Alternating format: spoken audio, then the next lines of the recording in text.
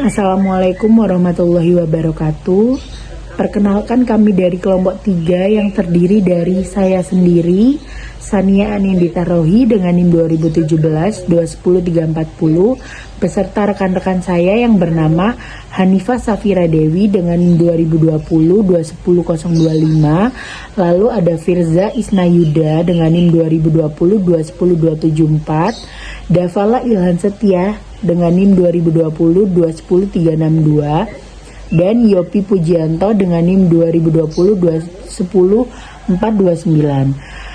Kelompok kami akan menjelaskan tentang analisis dan penyusunan anggaran biaya bahan baku. Terima kasih. Di sini saya akan menjelaskan tentang anggaran bahan mentah. Sebagai kelanjutan dari anggaran produksi yang telah dibahas terdahulu, pada bab ini akan dibahas hal-hal yang menyangkut penyusunan anggaran bahan mentah. Bahan mentah itu dalam proses ini dikelompokkan menjadi dua, yaitu bahan mentah langsung atau yang biasa disebut direct material, dan bahan mentah tak langsung yang biasa disebut indirect material. Bahan mentah langsung adalah semua bahan mentah yang merupakan bagian yang akan dihasilkan. Biaya yang dikeluarkan untuk membeli bahan mentah ini mempunyai hubungan erat dengan sebanding dengan jumlah yang akan dihasilkan. Sehingga biaya bahan mentah langsung ini merupakan variabel suatu perusahaan. Sedangkan bahan mentah tak langsung ini adalah bahan mentah yang ikut berperan dalam proses produksi, tetapi tidak secara langsung tampak pada barang jadi yang dihasilkan. Contohnya kayak gini, perusahaan membuat meja dan kursi. Nah, kayu ini sebagai bahan mentah secara langsung, sedangkan paku dan cat itu merupakan bahan mentah tak langsung, seperti itu.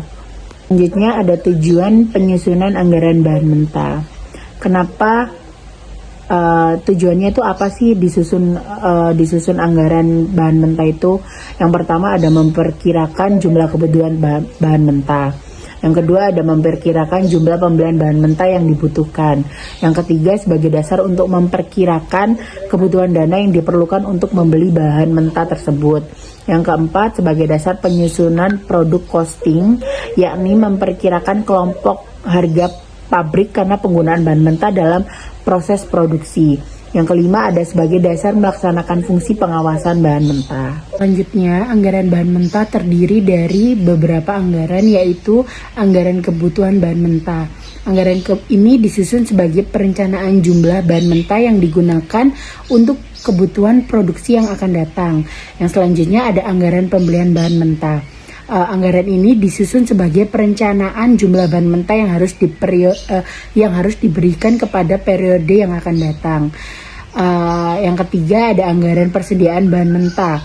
Jumlah bahan mentah yang dibeli tidak harus sama dengan jumlah bahan mentah yang dibutuhkan karena adanya faktor persediaan. Yang terakhir ada anggaran biaya bahan mentah yang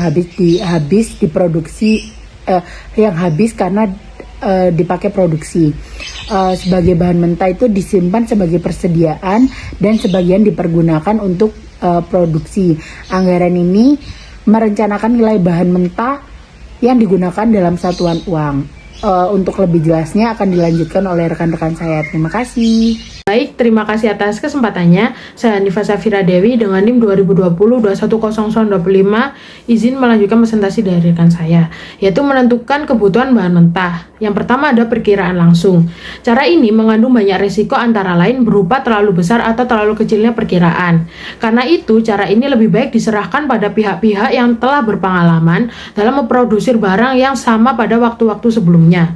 Bagi mereka, cara ini lebih menguntungkan karena lebih mudah, lebih cepat, dan lebih ringan biayanya. Yang kedua, berdasarkan perhitungan standar penggunaan bahan. Standar penggunaan dihitung dengan berbagai cara, seperti dengan melakukan percobaan-percobaan di laboratorium, dengan melakukan percobaan-percobaan khusus di dalam pabrik, dengan mendasarkan diri pada pemakaian nyata waktu yang lalu yang tercatat pada bill of material, dan dengan melihat angka penggunaan rata-rata yang ditentukan secara statis.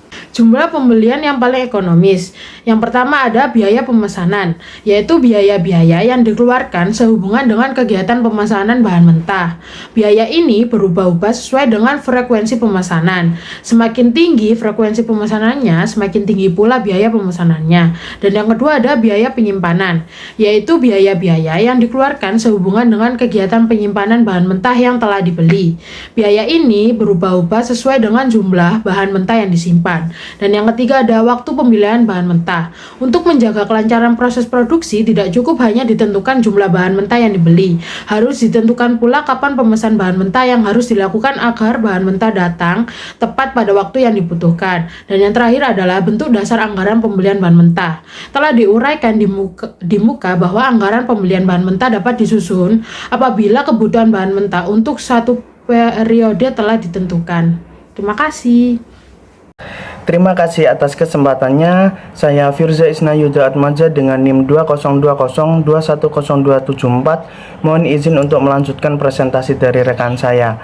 Tadi sudah dijelaskan oleh rekan saya bagaimana cara menentukan kebutuhan dari bahan mentah.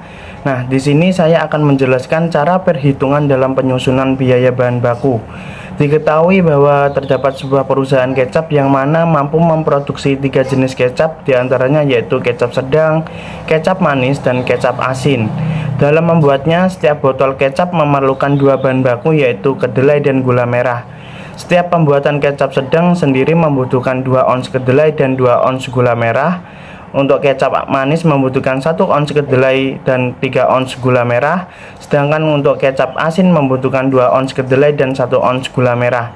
Jika dihitung biaya penyusunan anggarannya, yaitu diketahui harga per ons kedelai adalah Rp100 dan gula merah yaitu Rp60. Nah, langsung saja dihitung untuk kecap sedang yaitu 2 kali Rp100 yaitu hasilnya Rp200 untuk kedelai, dan 2 kali Rp60 hasilnya Rp120 untuk gula merah. Sehingga biaya total untuk satu botol kecap sedang adalah Rp320. Untuk kecap manis yaitu 1 kali Rp100 hasilnya Rp100 untuk kedelai, dan 3 kali Rp60 hasilnya Rp180 untuk gula merah. Sehingga biaya total untuk satu botol kecap sedang adalah Rp280. Sedangkan untuk kecap asin yaitu 2 kali Rp100 hasilnya Rp200 untuk kedelai, dan 1 kali Rp60 hasilnya Rp60 untuk gula merah. Sehingga biaya total untuk satu botol kecap asin yaitu Rp260. Sekian penjelasan dari saya, selanjutnya dilanjutkan oleh rekan saya. Terima kasih. Terima kasih atas kesempatannya. Saya Dafar Ilham dengan NIM 362 akan melanjutkan presentasi dari rekan saya. Selanjutnya ada faktor-faktor persediaan bahan mentah yang dimiliki oleh perusahaan.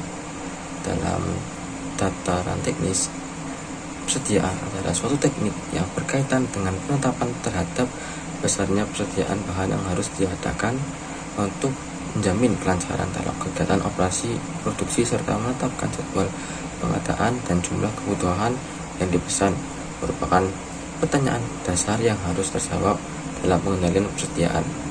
Adapun besar kecilnya persediaan bahan baku atau bahan mentah yang dimiliki oleh perusahaan sebagai faktor, yaitu ada 1, volume produksi selama 1 periode. Yang kedua, volume bahan mentah minimal safety stock. Yang ketiga, besarnya pembelian yang ekonomis. Yang keempat, estimasi tentang naik turunnya harga bahan mentah pada waktu mendatang, tingkat kecepatan bahan mentah menjadi rusak. Lalu pada dasarnya persediaan dimaksudkan untuk mempermudah atau memperlancar operasi perusahaan yang harus dilakukan secara berturut-turut dan terus-menerus untuk memproduksi barang, dan selanjutnya disampaikan kepada konsumen. Selanjutnya akan dilanjutkan oleh rekan saya. Terima kasih. Baik, saya contoh dengan NIM 49 melanjutkan presentasi dari rekan saya. Anggaran biaya mentah yang harus digunakan. Anggaran biaya baku ini yang harus digunakan adalah anggaran yang merencanakan nilai bahan baku yang dibutuhkan digunakan dalam satuan waktu. Tidak semua bahan baku yang tersedia akan habis digunakan untuk produksi. Hal ini itu bisa disebabkan oleh dua hal. Yang pertama itu perlu adanya persediaan akhir dan akan menjadi persediaan awal periode berikutnya.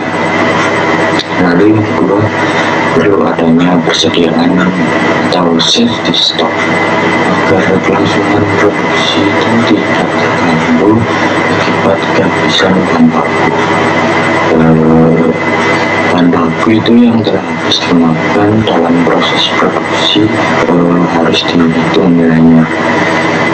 Rencana besar nilai bahan mentah yang telah habis digunakan dalam proses produksi itu bisa di dalam satu pajak tersendiri yang disebut pajak biaya bahan baku yang habis digunakan. Lalu untuk manfaatnya sendiri, manfaat penggunaan biaya bahan baku yang habis digunakan itu yang pertama itu untuk keperluan forecasting, yakni perhitungan pokok barang dan dihasilkan perusahaan. Yang kedua untuk keperluan pengawasan penggunaan bahan baku. Terima kasih. Itu saja yang bisa kami sampaikan. Mohon maaf jika ada salah kata. Wassalamualaikum warahmatullahi wabarakatuh.